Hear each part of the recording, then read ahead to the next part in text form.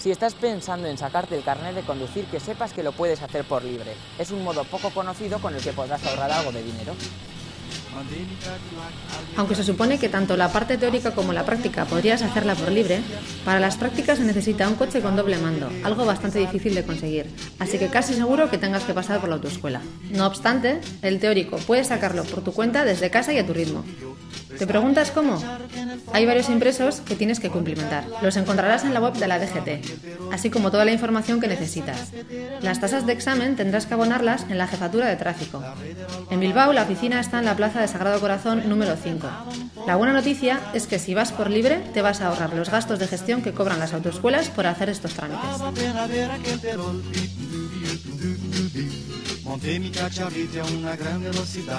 Eso sí, lo de hincar los codos y estudiar el código de circulación tienes que hacerlo de todas. ¿Por dónde empezar? Muy fácil. En internet existen varios sitios donde podrás encontrar los famosos test de examen, el manual y la información necesaria para aprobar. Entre ellos en la página de gastaukera.net.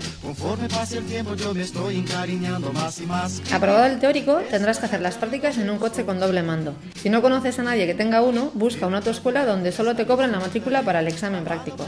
Todos lo deberían hacer, aunque en la práctica no es así.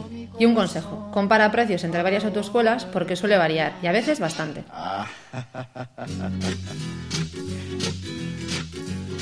Mi palpitó, bip, bip, mi corazón quedó en el perol, bip, Bueno, ustedes me perdonan, pero ahora yo me voy.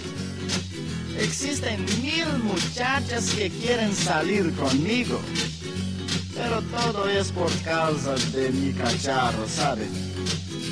Voy. Bye. Chao.